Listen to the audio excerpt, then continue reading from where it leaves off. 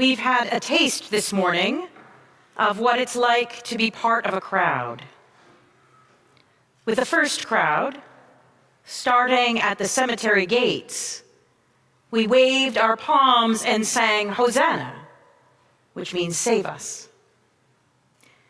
In the second crowd, during the Passion story, we shouted, let him be crucified. In less than an hour, we moved from praise to condemnation. It's enough to give one whiplash.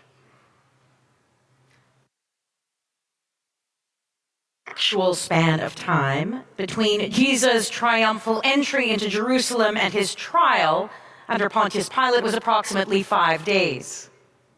5 days is enough to do a 180, especially under the influence of a crowd. The word crowd or crowds appears 3 times in the short passage describing Matthew's journey to the Holy City. It's a very large crowd, according to Matthew. So large, it's like multiple crowds, with one going ahead of Jesus and the other following. Everyone is spreading something on the road: cloaks, tree branches, and, the other Gospels tell us, palms.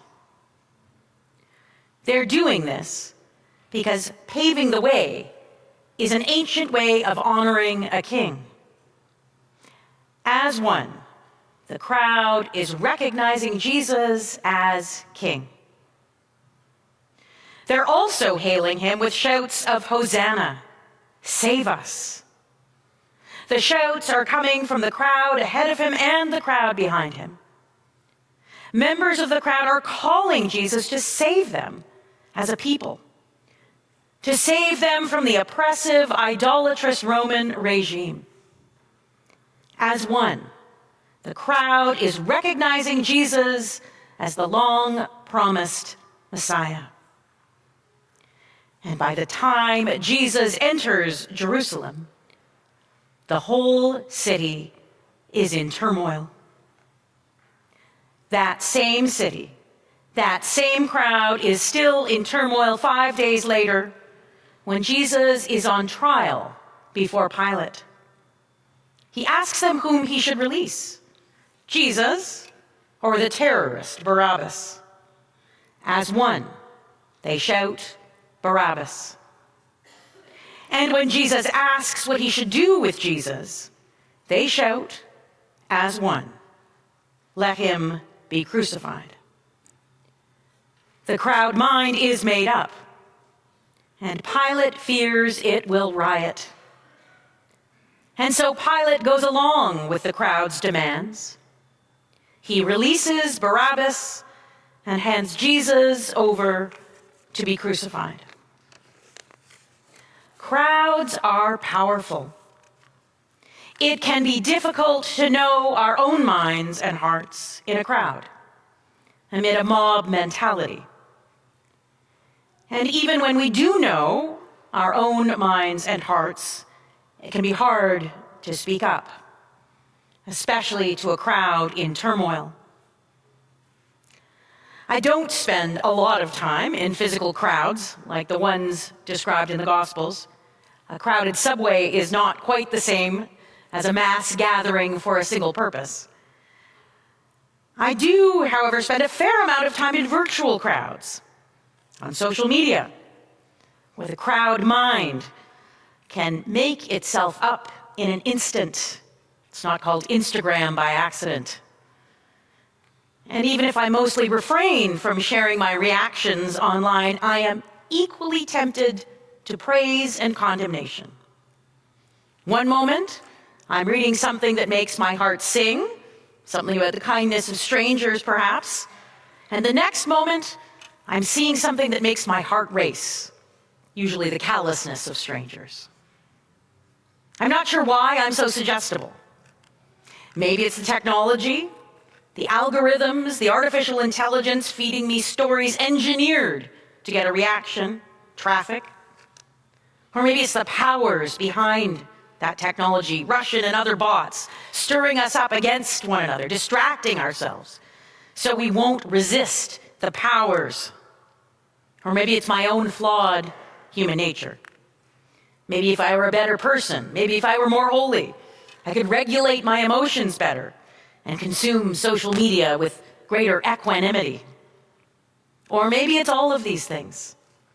Human nature and the darker powers of the world, both artificial and human. When the crowds welcome Jesus with shouts of "Hosanna, save us," they think they're welcoming the one who will save them from Roman oppression. Jesus has come to save them, just not in the way they think. By dying on the cross, Jesus will save them and all creation from the darker powers of the world and death and the crowd mind and more. First, Jesus saves the crowd and all creation from the world's darker powers by exposing those powers for the ungodly bullies they are. He saves them and all creation through his crucifixion by revealing that God is on the side of the persecuted, innocent victim, not the crowd. That revelation is so obvious that it is a Roman soldier who concludes, truly this man was God's son.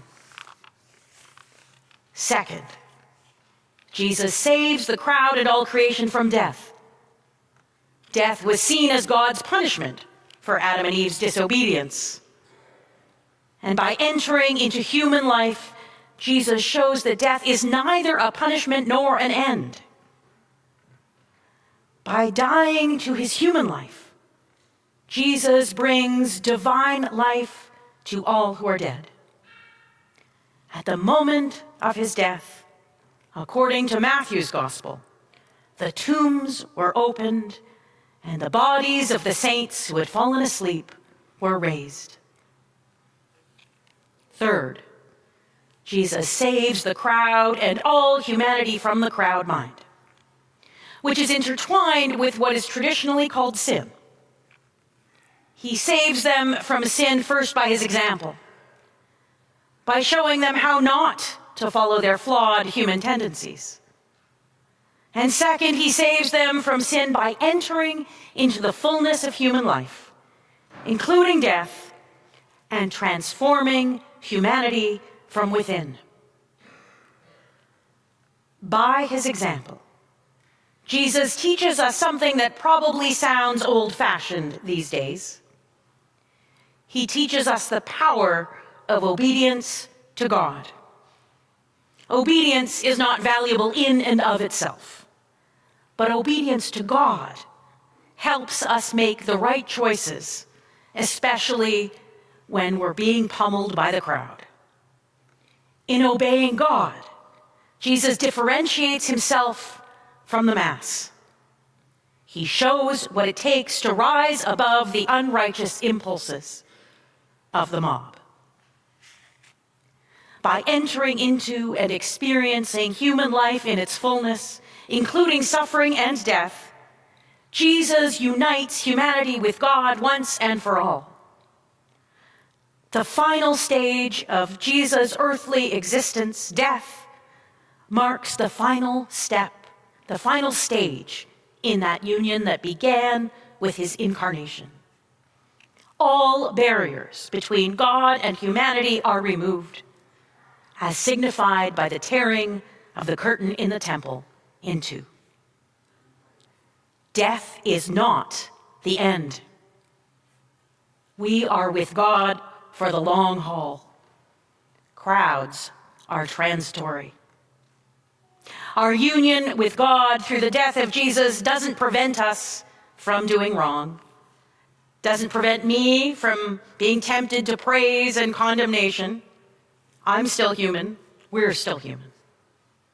But our union with God is like swimming in water. Our strokes are imperfect, but the water is still there to keep us afloat.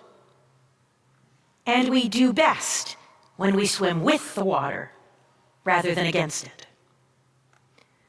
When we swim with the water, when we imitate Jesus' own master strokes, we can find our pace, a pace given to us by God. when we know our God-given pace, when we find our God-given lane, God gives us the strength to differentiate ourselves from the splashes and the roiling waters around us. Furthermore, when we find our stride, we can be more alert to those in trouble, to those whose lives are in danger, and to help rescue them. And when we save others, we are saved once again, as Jesus saves us. Hosanna, Son of David, save us. Amen.